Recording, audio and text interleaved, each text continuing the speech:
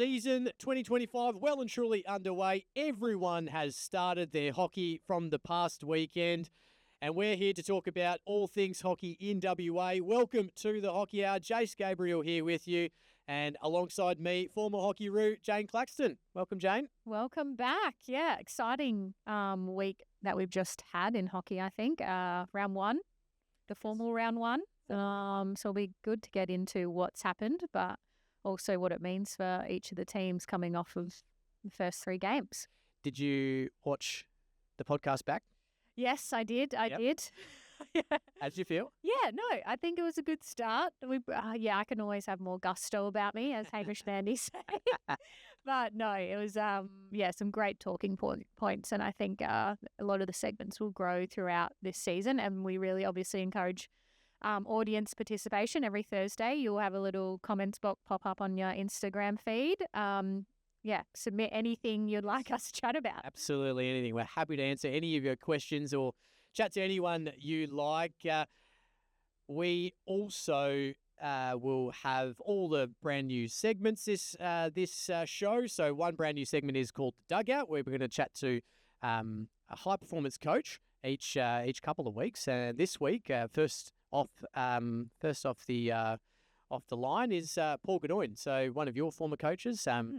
Very, very briefly coached me, and in I think maybe 2007 with the Thundersticks, and he was tough. Yeah, he's a taskmaster, that is, but he has so much knowledge behind him. I reckon it was my first few years in the Hockey-roos program. He wasn't coaching us at the time, but I got dragged off the Hockey-roos pitch to go ask Gooders to teach me a specific skill. In front of the whole Kooka squad, he was there trying to teach me this skill. And he's so knowledgeable, but also incredibly great teacher. Absolutely. Can't wait to hear from him. We've got Josh Bowen from Hale as well, but let's get straight into the Hockey WA news. And the National Under-16s Championships have concluded.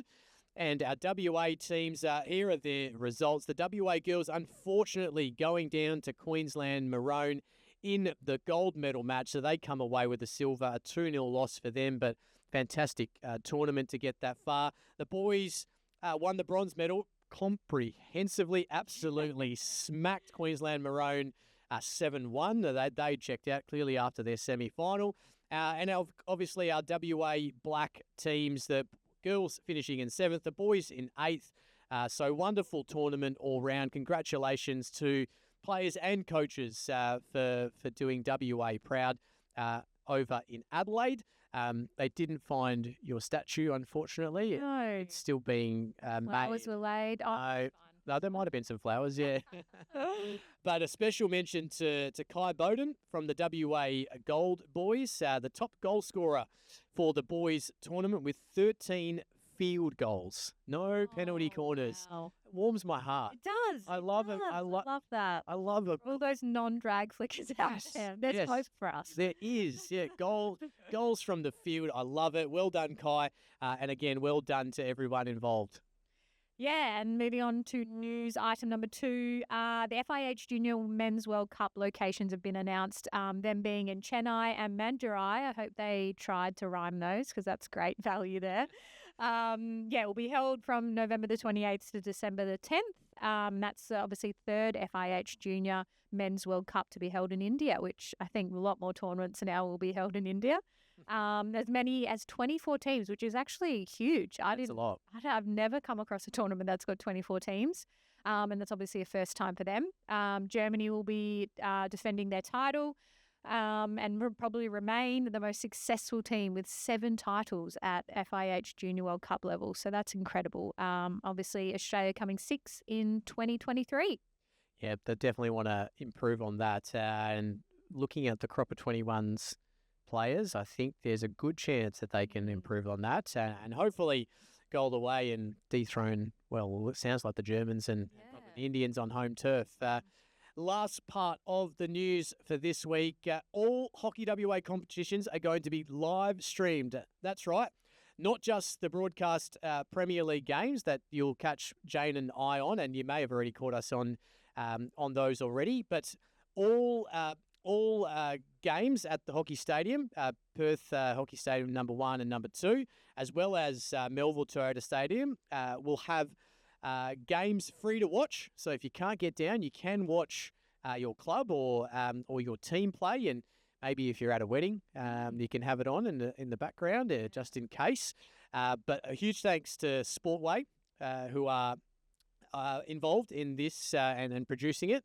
They've installed the cameras, and they'll be doing so at the other turfs as well. So stay tuned for those turfs. But that means all competitions at venues with camera installations from juniors, seniors to masters will be provided the coverage. So Live Hockey WA is the place to go. That's huge, right? That's massive, isn't it? It means it's not just the Premier League; it's everyone, which I love. Basically, turn it into Test match cricket and just watch the entire day. Absolutely, yeah. Well, it's great for, I guess, maybe you as a coach who doesn't want to go to PHS. Scouting reasons. You can just watch what you need to at home. Yeah, it's a fantastic initiative. So well done to Sportway and the Hockey WA team. Now, Jane, the mailbag, back for another week. No. We had some great questions last week, some that we could give good answers to, and some that we were probably sitting on the fence with. On the season, I think. But we've got some more this week, thanks to those that have sent them in. And look, everyone wants to be anonymous, and that's fine. I look, like we said. Rather than you get the media questions, you don't get the politically correct ones. Yeah. Well, last thing you need is your friends come up to you and go, "Why did you ask that question?" Yeah. Like, well, why didn't you ask this? Why didn't you ask this? But we've got some for this week. So, number one, has there been any surprises in the first 3 rounds of the Stiles Electrical Premier League season? From a women's perspective, which is a lot of my knowledge base, yes, I actually think the YM women have really impressed me. They've come away from some good battles. Obviously, UWA 2-1, and then on the weekend, 0-0 against Lions. Huge. So I think from a perspective, probably going into the season, a team coming up from the division below, you don't normally expect too many high performances early on. But yeah, they've really hit the ground running, and it'll be interesting to see their matchups in the next few weeks. Absolutely. For me, and probably more from the men's side, it's Melville. That's been the surprise for me. First win on the weekend. Only 2-1 over Whitfords, but 2 losses to I think YM and might have been Uni or Wolves. Yep, YM and Wolves. 2 games you probably expected them to win, or even potentially drawn, especially with the cattle that they still have. I know there's a few injuries and a few people not here. Corner threats and correct. They definitely have the midfield player. I watched the Wolves game, and arguably play and connect really well. So, it's just lacking the net side of things. 9th spot currently on the ladder with a -4 goal difference. That is very rare for the Maroon Zone, Melville. So that's the one for me. So, it's a good question. Good start. Number 2, for the teams in the Stiles Electrical Premier League that have not won yet or are struggling to win, what effect does that have culturally? Good question. Yeah. Well, it's the doubt, I think. It's the doubt in what you're doing, what the coach is doing, what you're doing at training. That can kind of really creep in, and that's when you get the little nitty fights or collisions during training because you're getting frustrated. Why isn't it working? What's happening? So that's, I think, the hardest thing to manage, especially from a coaching perspective, is how to keep the group looking forward and not looking back and taking each game with a new approach.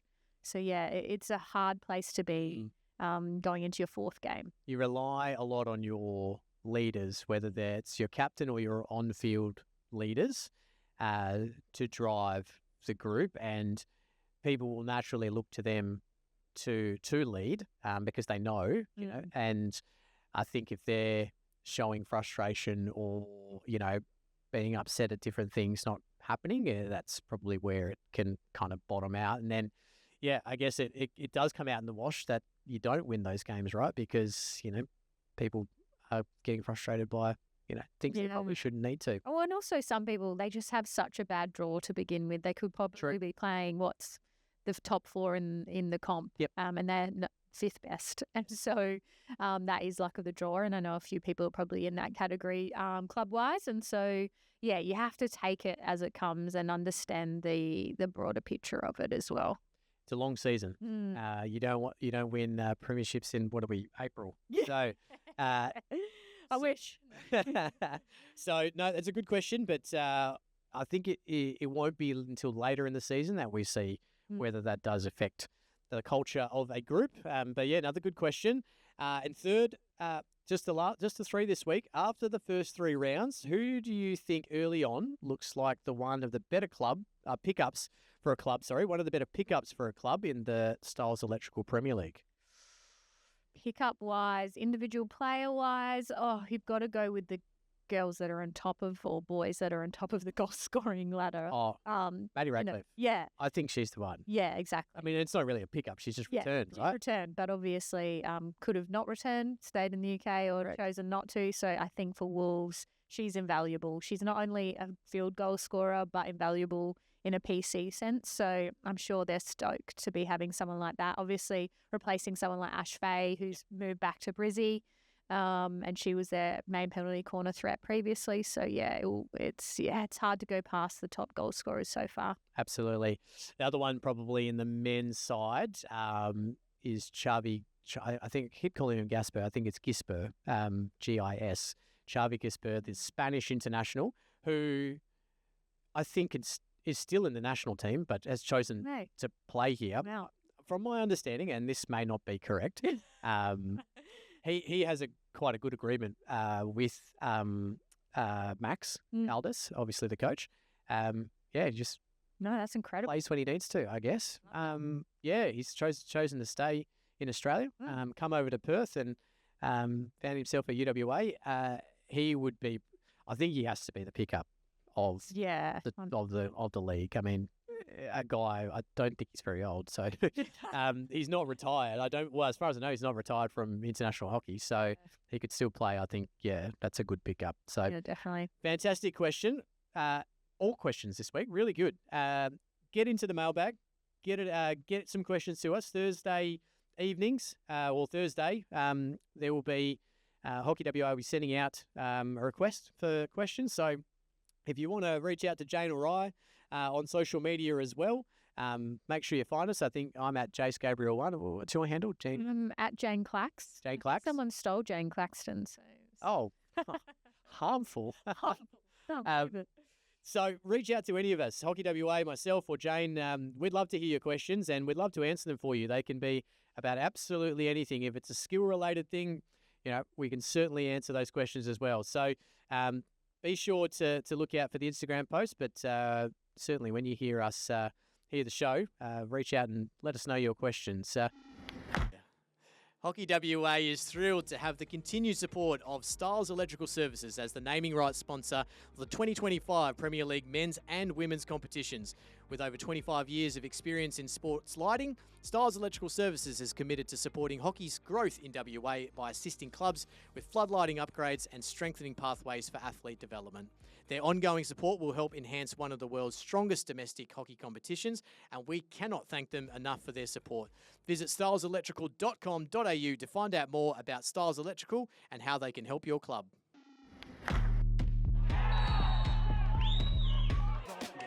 Jane, let's look at the wrap of the official round one of let's start with the women, Hockey WA's Stiles Electrical Premier League. Friday night, the broadcast game, North Coast Raiders and Hale. A 3-0 win for Hale. Claire Colwell, Mickey Spano and Alyssa Melville on the scoreboard. Probably expected. I commentated the game. Hale controlled most of it. Tell you what, it's probably the first time I've seen Alyssa Melville play from a decent standing point, and she's electric. She is an absolute talent. I knew she was good because she won the Charlesworth Medal last year, but geez, she's just different to others. I thought Raiders definitely held their own early on. Yes. And they came to the party, and I think they probably learned from the previous game. They probably started a bit slower, whereas against Hale, they definitely had a few early attacking opportunities. But Hale, I think, having the fitness, having the more dominant players started to get on top of them, and then the goals came in that second and third. Yep, 100%, 100%. So, good win there for Hale. We go to Saturday, and the Wolves train rolls on. A 3-0 victory over Wasps. Ava Fraser-Edwards with a single and Ellie Buckley with a double. She just keeps scoring goals upon goals. Probably saw this coming, but another notch on the winning belt. Yeah. Wolves. And by the looks of it, there was a bit of a card fest. Oh, it's a card fest. I think 3 greens, 3 yellows. So not sure if it was fiery or just, luck of the draw in some instances. But yeah, I would have loved to have watched to see why that was the case. Fascinating. No Steph. I know she is probably the one we look out for in the Wasps lineup. It's great to see her back. Caitlin played, and no. Their other hockey route, I've forgotten their name, Morgan Matheson. No Morgan Matheson either. So made it a bit tougher for Wasps. But, 3-0 is pretty respectable considering Wolves belted someone 6-0 the week before. So that's not too bad. The majority of the game it was 2-0 with that last late goal to make it 3. So, yeah, I'm sure they... Yeah, have to be happy with that if you're Tate Napier. Mm. We go to the next game, and it was a 4-0 victory for Melville, their first of the season over Whitfords. Hannah Carmody with a single, Casey Donaldson with 1, and Abby Wilson with a double, field goal and a penalty corner. She is a penalty corner expert. Look, I didn't probably see this coming. I wasn't sure what to... I think we both weren't sure. What our bets were last week. No. We kind of knew this was going to be a good game either way for either team in terms of setting them up in terms like where they sit. Yes. Probably at that bottom end of the table at this point in time. And so I think Melville would have come out with this being pretty happy. That's very comprehensive. That's huge, yeah. Probably disappointing for Whitfords. Maddie Brooks played for them. Jess Edwards, their captain. They've got a couple of imports as well. But, disappointing day at the office for Whitfords on their home turf. But huge for Melville. They get their season off and running with their first 3 points after rejoining the Premier League after being relegated and then rejoining again. So well done to the Melville girls. These 2 games fascinating. This game fascinating. 0-0 Lions and YMCC. Yeah. Didn't see that coming. No, surely not. And obviously we mentioned early on with what surprised us, and for me it's been YM women. I think they're a force to look out for. Coming up from the lower division into senior hockey, there's not much expectations on those teams, and so they've 2-1 loss against UWA the first week, win the previous week, now a draw. So, and Lions arguably on paper very dominant. Yeah, this is they just keep playing good hockey. So well done to Richard Gibson and his team with the YM women. Definitely the surprise packet so far in the women's competition. So fascinating to see their upcoming fixture. And maybe we'll talk about that shortly. But for the last game of the round, your game, Jane, 2 goals in the first quarter to Vic Park, a third in the second, and then the Reds girls, got themselves, I suppose, back into the game a little bit. No goals conceded after. Ruby Williams, Emma Reid, and Beatrice Monga-Maloney with the goals. Talk us through it. Yeah, definitely hurt the heart a little bit after especially the first 2 rounds. And I thought we'd put some great quality hockey in those rounds, and then probably started, as the goals sheet indicates, a bit slow. Managing obviously the threat that is Tatum Stewart in the backline and Carrie Somerville, and then obviously Leash Power in the net. We knew it was going to be a hard task. They have a lot of depth in Vic Park, but arguably played very well in terms of how slick they are out there. And so we learned some nice, valuable, but sad lessons. Very good. Very good. The Vic Park girls get their season off and running, their first win of the year. Let's look at the ladder quickly. Wolves, comfortable, undefeated, plus 13 goal difference, sitting on top of the ladder. Lions with the draw sit in second, and then UWA Reds and Hale all on 6 points. Of course, a couple of teams have had their buys as well, so That'll be. How do you feel about that, by the way? The buys? Yeah. Yeah, I think it's good and bad. I mean, you can get some momentum and then suddenly you've got a buy, especially if you're something like Whitford's who played a game, then a buy, Yep. and then you're kind of building that anticipation to try and get into the season. But personally, Reds, our buys come at really great times. So, huge fan. Love it. Well, I guess, yeah, it depends who you ask. So, well, while we got the girls, let's look at the upcoming fixtures for round 2 this weekend. We start Friday night, UWA and Hale at the UWA Super Turf. Who do you like? UWA will probably not be too impressed, I can imagine. Great. But, Hale put on a solid performance. And I think they've built from the first game they had where they probably took a huge loss from Wolves. So that's going to be tight. I think so too. I think UWA just purely, Hale don't have Lene at the moment. She's away and I think she is huge. She adds a lot of striking force to them and forward play. Yeah. So, yeah, potentially UWA, but probably like a 2-1, 1-0 situation. Yep, I agree. The broadcast game, or one of the broadcast games, Melville and Vic Park at the Melville Toyota Stadium on Saturday. Who do you like, Vic Park? Yeah, from what I saw from them on Sunday, if they have the same lineup, I'm sure they will be fine there.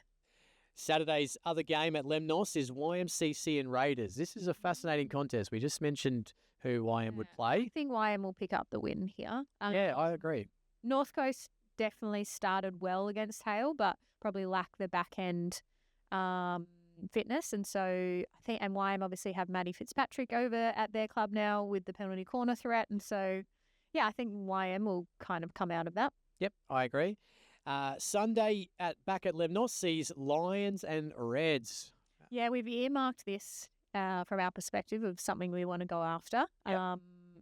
I think it's doable. Lions obviously on paper have a lot more experience than us, but coming off of the weekend, I think we're going to learn a lot, especially from our striking line and our pressing line. So we've earmarked it. We know it's going to be a challenge. We knew this fortnight, Big Park, then Lions, difficult one, back to back. But I like playing the harder temes. Okay. If you find more holes in your game than when you play the slightly weaker teams. Righto. I'm going to pick a draw. Mm-hmm. I'm going to pick a draw. I think you guys can do well enough. So draw there for me.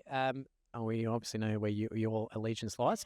And then finally at the Troy Pickard Hockey Centre, Whitfords and Westside Wolves. It's one-sided. I think it's just a common fact now that either Ellie Buckley or Maddie Ratcliffe are either going to score 2 goals apiece a game. So if Whitfords can come out and double that, then yeah, sure. But I think Wolves will have that in as well. Yep, Wolves for me, and Whitfords have the bye. Wasps have the bye this week. Let's go to the men's side of the competition, James. The other broadcast game from Friday night, Hale men and North Coast Raiders. Now, again, another fascinating contest, and we'll speak to Josh Bowen on his thoughts later on. But Hale got up 2-0. Sam McCulloch and Liam Flynn on the scoreboard, and then Divanjiva scored a penalty corner that was humming. So good. Yeah, it was very, very quick. And I feel Hale didn't have... It was kind of like, when you go 2-0 up against a lower ranked team and you're like, oh, yeah, we're just going to win. We're just going to pile on more goals and we'll be fine. Yeah. It clearly looked like that because Raiders found an edge and Hale were pretty underwhelming coming out of defence. Yeah. And it created a few... Great ball movement, but it kind of just stays as movement. Yeah.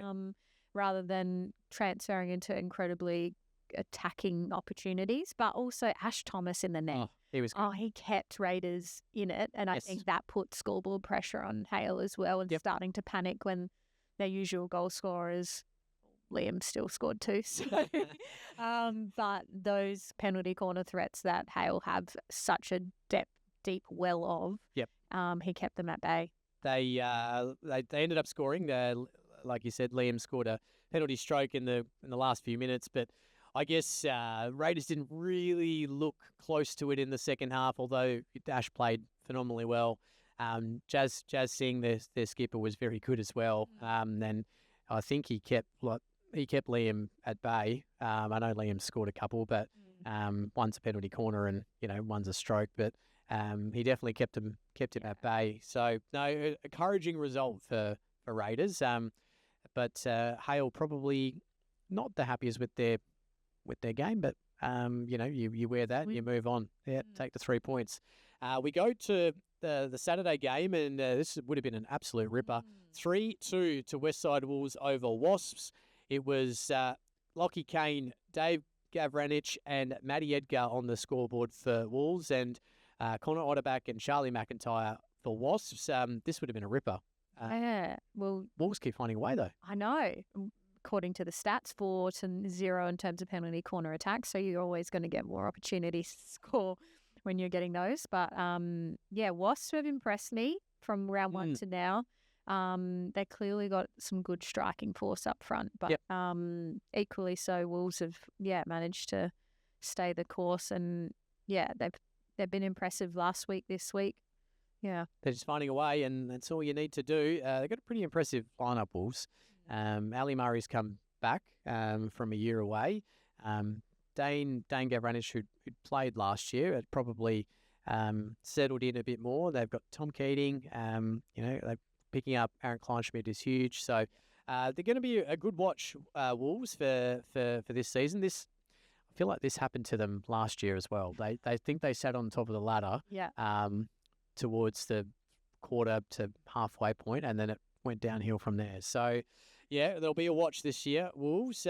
We go to the next game, and a close 2-1 victory for Melville over Whitfords. We did not see that result, did we? No, and I think it's, as you said, it's Melville and the men's side have probably been the most shocking performances so far. Expecting a lot more, that is, with the threats they have on the field, especially penalty corner wise, but even through their midfield, they've got some great players through there that can do some damage. So, I think Whitfords would have been happy with themselves out there. Yeah, look, Ben Staines, Dave Zatkin scoring, Ricky Hayward scoring for Whitfords. I'm not sure what's happening at Melville. Like Jay McDonald from the Canberra Chill is very good halfback player. He impressed me at Hockey 1.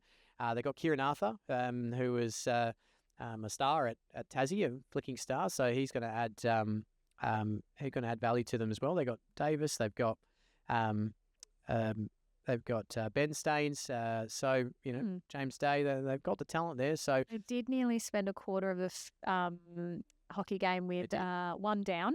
So maybe some discipline stuff happening there. There's a few cards in there. So that always is hard when you're outnumbered during a hockey game to actually win it.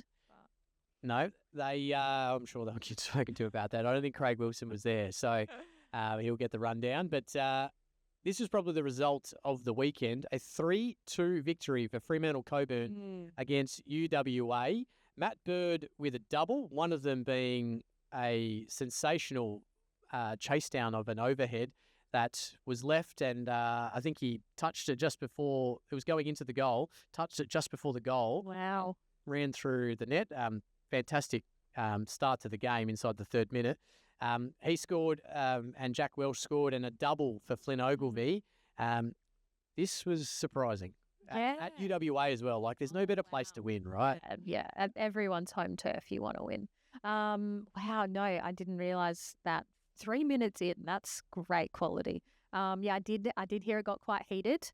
Have a special umpire, a friend of mine that gave me some inside knowledge. Slash brother. Yes, slash brother. That, he said, he rocked up and he saw a few shirt punches happening. So I think there was probably frustration from the UWA tent a little bit. But I love to see a little bit of an upset. Yes. Freo still undefeated. So, going on their merry way.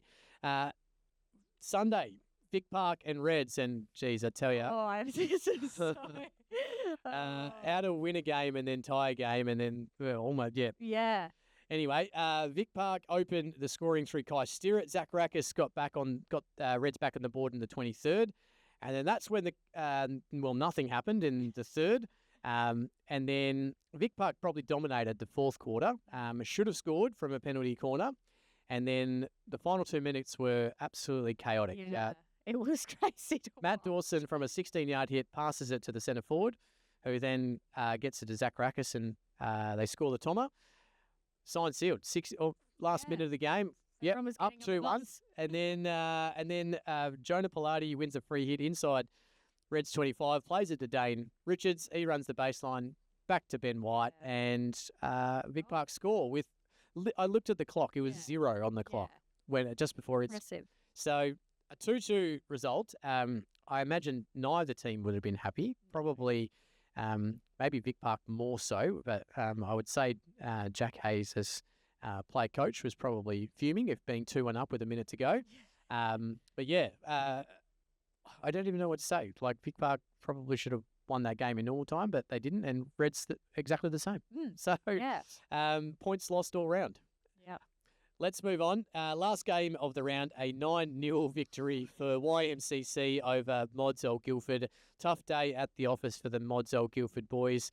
Cooper Burns with a double, Liam Henderson with a single, Jacob Anderson with a hat-trick, Michael Nikolai with a double, and Luke Bully with a single. So, look, we don't have to spend too much time on this. It's going to be a tough year for Modsell Guildford, but hopefully that they're blooding some young players that can improve in the coming seasons. Let's have a look at the ladder. So YM on top, undefeated with 9 points, and then Reds, Hale, and Fremantle Coburn on 7. Vic Park and Wolves sit in 5th and 6th, respectively, at the moment. So very tight season it's going to be. Let's have a look at the upcoming fixtures, because this will be round 2, and then I think round 3 is split over the Easter weeks. But we'll chat about that maybe next week's show. UWA Hale, Friday night. What a ripper. Yeah, that'll be spicy, I think. I think both teams will be looking to get the 3. UWA probably more so after the weekend. If Hale can tidy up that kind of progress their incredible, great ball movement around the back group to actual attacking play, I think they could get away with it. I'll probably go UWA. I think they'll be filthy about losing that game against Freo. Absolutely filthy. And although Hale have some good players through their midfield, I just think there's just too much class at the UWA team. So, well, I mean, we'll see. We would have said that. We said that last week, and then they lost. So yeah, it'll be a fascinating game. Saturday at Lemnos, Field C's YMCC and North Coast Raiders. YMCC should stay undefeated. Surely, yeah. Putting some great performances on the park. They've been very good.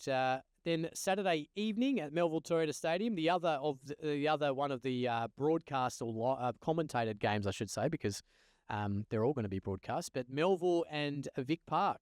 This will be fascinating. This is a big game for Melville. Yes, huge game. Not only, obviously, they've got to win now, but I think they were probably wanting to put a better performance out there. Yeah. But I do like Vic Park for this. I liked how they played on the weekend, as you said. They said it had some great opportunities and dominated that last quarter. But I'll probably back Vic Park in here. I like it. Me too.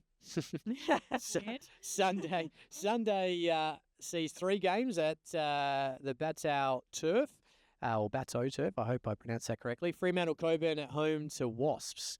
This will be a fascinating contest too, I think. Yeah, I think that, obviously on the table they're not too far apart from each other. Freo kind of maybe a bit of an ego boost on the weekend. Well, yeah. Is that coming in? I don't know.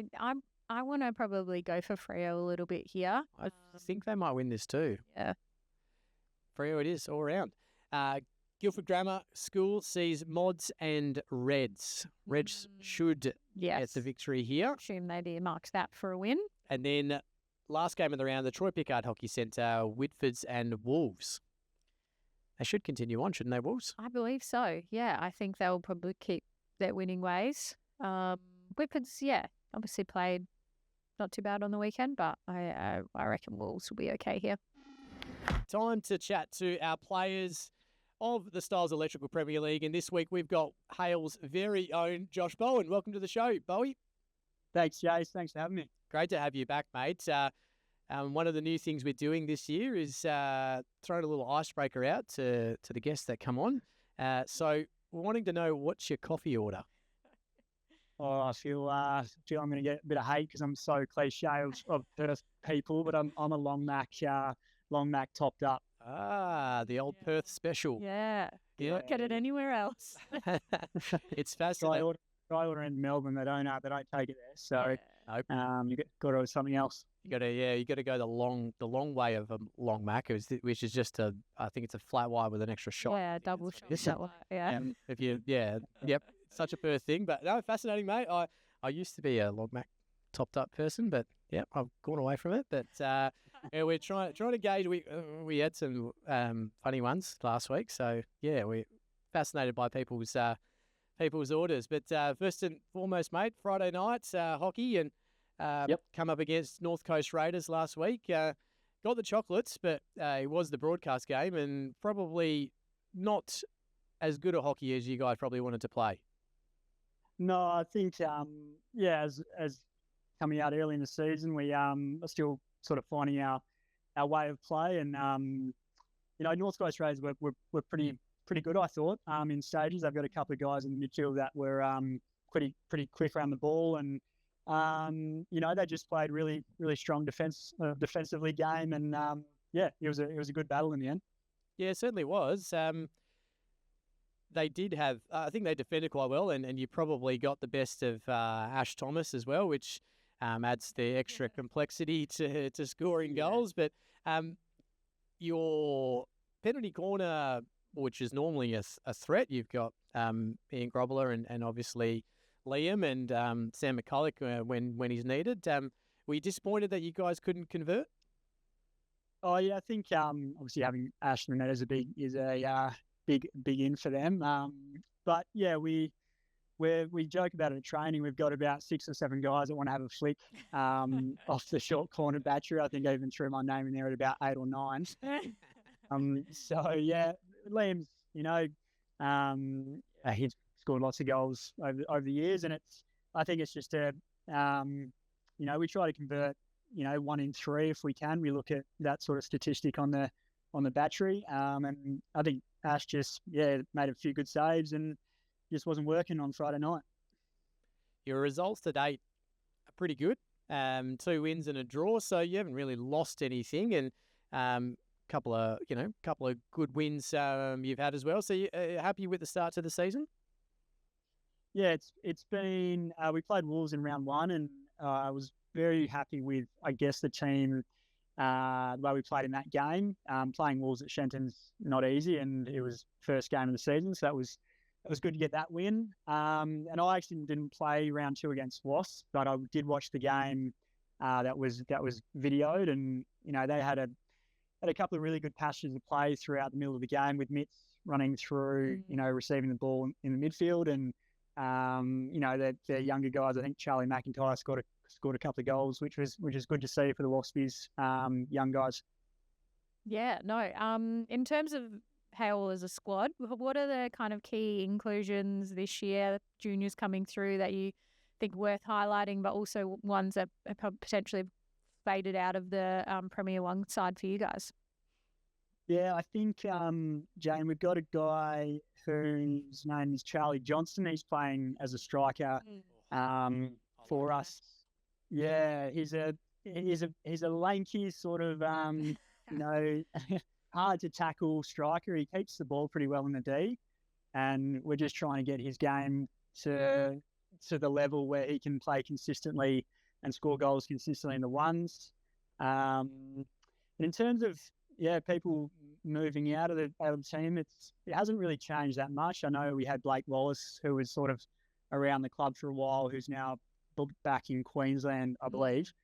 But yeah, still our 1s and 2s squad is very, very strong, and Jeff Clark, our coach, is having to really think about selections this year and who's coming in and out of the 1s. Yeah, I think that's a credit to Hale, especially in their men's side, how many players you retain. And obviously you're a second team to Tasmania, so you've got that state to draw on as well. But yeah, I like how you guys pretty much retain a lot of your core players and develop the younger players around that, because it's always hard when you're a young player coming up and you don't have that stability from older players, which is great to see from you guys. Yep. Obviously, this Friday you've got UWA. We were just chatting to Paul Gaudoin. They're obviously coming off a loss, probably unexpected for them. But Yep. what are you guys looking into that game? I think for us the main thing is, it'll always be Hale versus UWA will be an exciting game. I think both really attacking type of sides, and we, I guess, this year are trying to, with Leon Haywood in the net as well, trying to really lock down, getting scored on and keeping the goals to a minimum. So I think if we play really well defensively and we mark, really tight against UWA, then we're in with a shot. They've obviously got a few really good inclusions this year. Can't remember his name, the Spanish bloke. Xavi Gasper. Yep. So I'll probably have to run around on him. I think not touch the ball. But yeah, no, just looking forward to playing a good defensive game and keeping the ball out of the net. I think that's the main thing.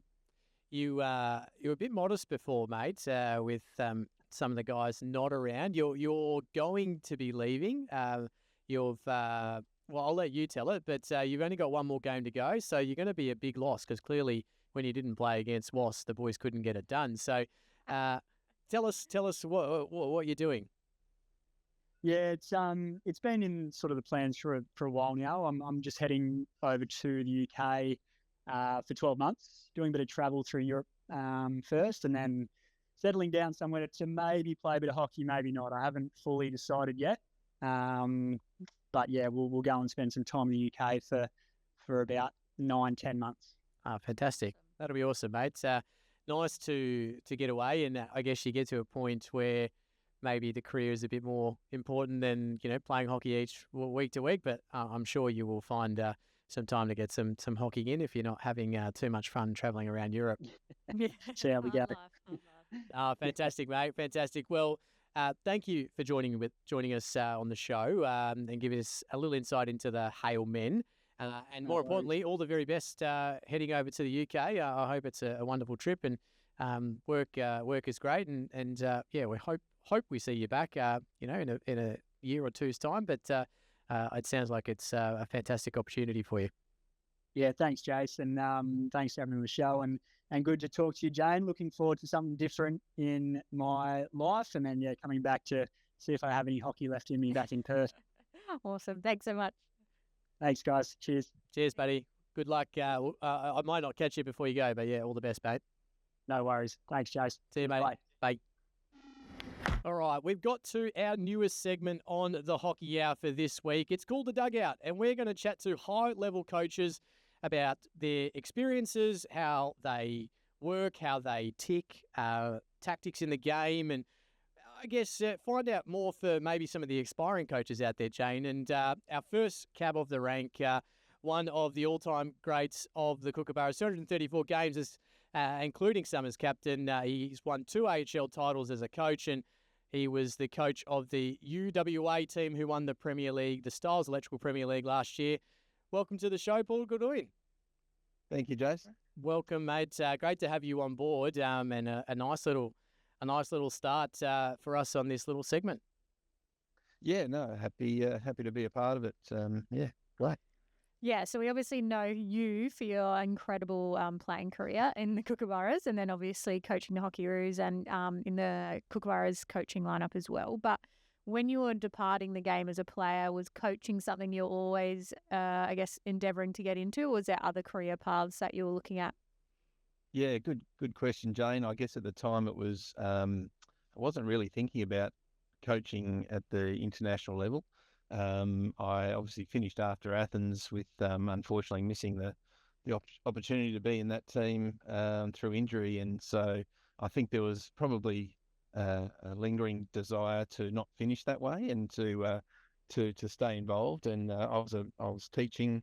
I was a teacher by trade, so I went sort of immediately into teaching straight after that. I remember having my interview at Aquinas on crutches in my Olympic suit back in the day. So I spent probably 5 or 6 years there, and through that time I took a year off, I think it was, and then I started coaching at Wolves, the club team there, and then also coaching at the school, obviously their first 11, and then got involved coaching the Thundersticks, where I initially started out assisting Jason Duff with the Thundersticks. I think it was 2007, and then took over to coach the Thundersticks, and ably supported by David Bell, who was the waste coach at that time as well. So I was still working and teaching at the time, and coaching the Thundersticks whilst coaching the first 11, whilst coaching Wolves at the time. So it was sort of, I was immersed in a fair bit of coaching and on top of work. And so I guess that sort of helped me sort of understand my own philosophies and where I sort of wanted to go. And it was by chance a call from Rick Charlesworth, who was interested after we'd won a couple back-to-back titles for the Thundersticks as coach, that he sort of showed an interest in me sort of joining his program. And at the time I wasn't sure about it, actually, because you would have seen plenty of coaches sort of come and go very, very quickly. And it's not a sort of the long-term career. It's very difficult in that sort of environment in any form. Only the very lucky few get to sort of stay in it for a reasonable amount of time. I sort of count myself fairly lucky to have been involved for 11 or so years with the national program in assistant coach or head coaching roles, and that was pretty good from my point of view. But certainly wasn't something I started out to do, and it was wonderful, and it actually set up a lot of opportunities. The skills you learn involved, one, being an assistant coach is quite different to a head coach, where heavy is the crown. There's it's very much 24/7. I remember Rick talking about it as 24/7, and as an assistant coach, I was going, "Oh, can't be that, can't be that intense." But then you find out that you're starting at 5:30 in the morning, whether that's a phone call or something happening, right through to when you're walking in the door at 6:30 or 7 at night, and you're still on the phone, dealing with whatever it is, whether it's with staff and players or planning, etc. So it's a pretty tough environment, but it certainly sets you up to look beyond that in terms of management, whether it's people, whether it's how you deal in organisations, and certainly enjoying my time now working for a business advisor and digital solutions consultancy firm based in Perth, that we have a lot of people who need a lot of people performance and I guess high performing teams expertise, which the experience certainly helps in that regard to enable our staff that I'm working with now to be able to deliver in various clients around the place. So that's sort of a little bit of a background for the last bit of time, but it's there you go. Awesome, mate. It seems like you, with your teaching, that helped with your coaching, and then your coaching, obviously at the highest level, is now helping you with your next role, which is fantastic. How would you describe your coaching style? Everyone is a little bit different. How would you describe yours? Well, Jane probably giving you a good idea, I think, as well. That's why Jason's asking the question. Yeah, look, I'm not sure. Look, I'm very passionate about working with people. I think a lot of the philosophy and the way I came about it probably was who I'd worked with. I think there was a little bit of everything, someone like David Bell, Barry Dancer, Terry Walsh, working with Rick. All of those I sort of grabbed bits and pieces off over my time. I don't think, ultimately, I think I was, fairly intense, passionate about wanting to win, passionate about developing players, and driven for success. That's the way I would have thought I was described. And some might think a little differently, but I think at the end of the day, it's about how you get a group of people to be successful, and that's not an easy task. And the reality of the national men's and women's programs is what does success look like, and we've seen the recent sort of changes in perhaps what that looks like. But certainly through my time, it was obviously wanting to be the best in the world and to win the gold medal, and I think you realise that's not the be all and end all, but you certainly want to be striving for excellence, and I think that's what we were trying to do most of the time. Awesome. That's a good way to describe it, and I think we got a bit of your style in that we can understand what your style would be, which is great. Now, I was going to ask your strengths and weaknesses, but I might ask this from a more broader point of view. As a coach, as an international coach, what do you think they need to be strong with, but then also develop, I guess, with the the movement of a group, I guess. Yeah. Well, I think one of the first things that when I sort of reflect on my time, you've got to have a strong team around you. And, we sort of hold, as do we in Australian sport, maybe we do that elsewhere in the world, where we hold the head coach as the hire and firer, right? Where if anything's going wrong, we'll get rid of the coach and then we sort of move on. But I think it's the collective is really the leadership, how you bring a group of staff together, how you bring a group of players together and work together. I think that's ultimately what you're after. The expertise for different bits and pieces, and no one's an expert in everything. So you need to make sure you get the right people on board to help you do that. And ultimately, I think one of the most important bits is having people that you trust implicitly and very close. And I think that enables you to, one, be yourself, and one, sort of drive to a group to push forward. If you don't have that basis of trust in and around your own support staff and your playing group, then it gets very difficult to sort of build. So, I think that's probably the most important thing from an international point of view. The global game, we're watching games now on TV, which is wonderful. We can watch the Kookaburras, the Hockey Roos on TV, wherever you are in the world, and that's a luxury that we never used to have. And so I think your ability to analyse, ability to understand what's happening in the global game in individual players and coaching groups, etc., just enables you to sort of see what's going on. So, yeah. Awesome. Yeah, definitely. I agree with that. It's good to watch it. Absolutely. So how have you, I guess, adapted to how the game's changing? You mentioned before it's probably vastly different to your playing days, rule changes, the intensity of the game's obviously increasing for viewer value. From a coaching perspective, what are you having to kind of constantly adapt to, and how have you seen your coaching style have to adapt to that? Yeah, I think, I guess the first thing that comes to mind is that ability to be curious about the game and curious and energized to sort of pull it to bits sometimes to actually see what's going on under the hood a little bit deeper than just what's on the top. And I think, the game generally, it changes, and then there's a lot of things that are sort of fundamental to the game as well. I think there's a lot of things that we sort of over dramatize, I guess, or think that it's changed a lot, but really it's just about tweaking things all the time, and sort of getting that feedback from your playing group or from your coaching group or your staff as to what's happening. Obviously sports science these days has taken a real emphasis in what we're doing, and that's probably changed over the last 15, 20 years, where it was still important back then, but because of the amount of data, the amount of analysis, we talk about paralysis by analysis. I think there's an often you use data to sort of either justify your gut feel in order to make good decisions, and I think that's probably the piece that's changed, where we're using data a lot, and to justify gut feel. At the end of the day, you've still got people who are watching have got a fairly good feel on the game. Now you can sort of endorse decisions, backing it up with data, which has made it a lot easier to change things. I remember when Rick was coaching the Kookaburras, he first started, and there was a comment about, you weren't able to full press for a whole game. And one of the things that he brought in was, well, we're going to GPS this and really see what the difference is if you're full press or if you're half court.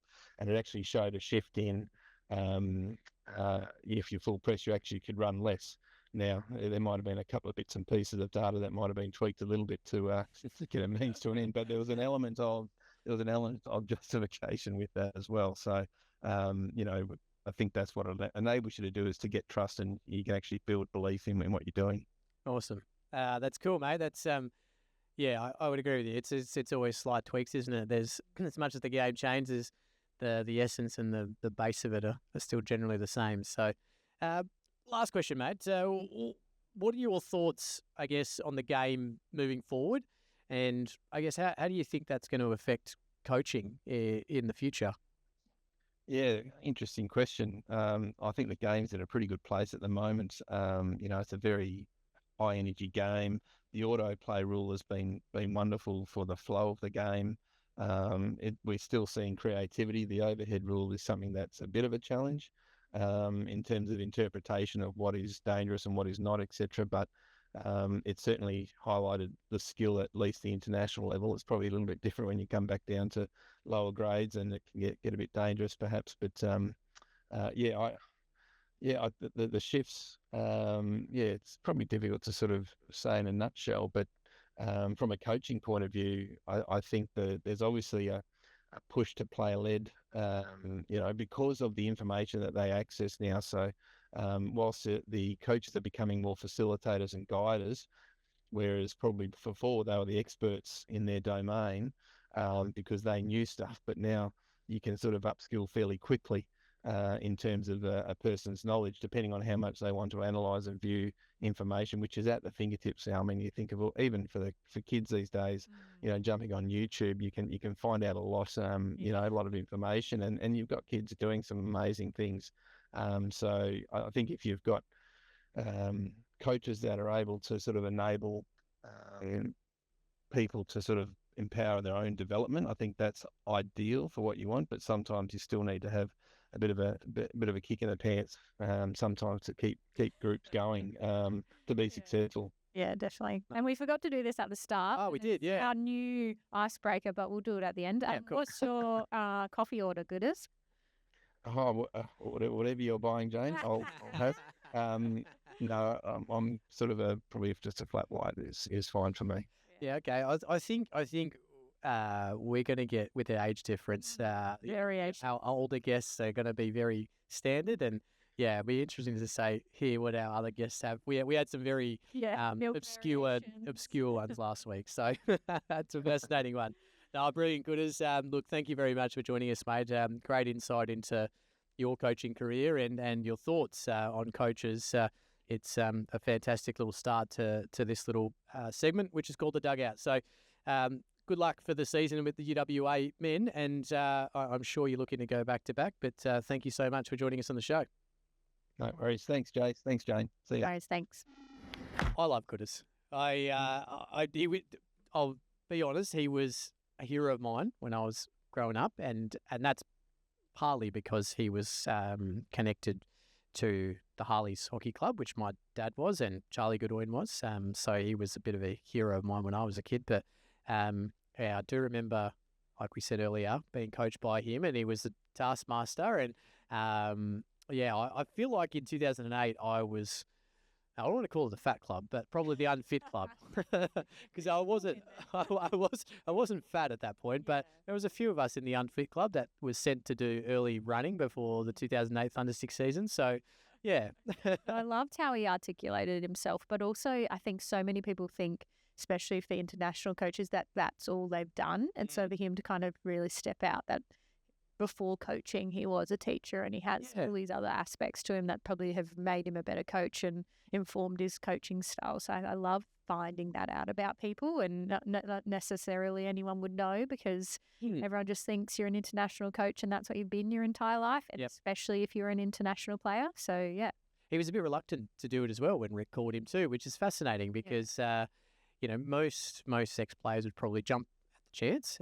But, yeah, it's great that it ignited something, and then he built on that, and now he's obviously done some great stuff back in the Premier League, the Stiles Electrical Premier League with UWA. So fantastic to have him on, and if you have any international coaches you think you'd like us to chat to, let us know.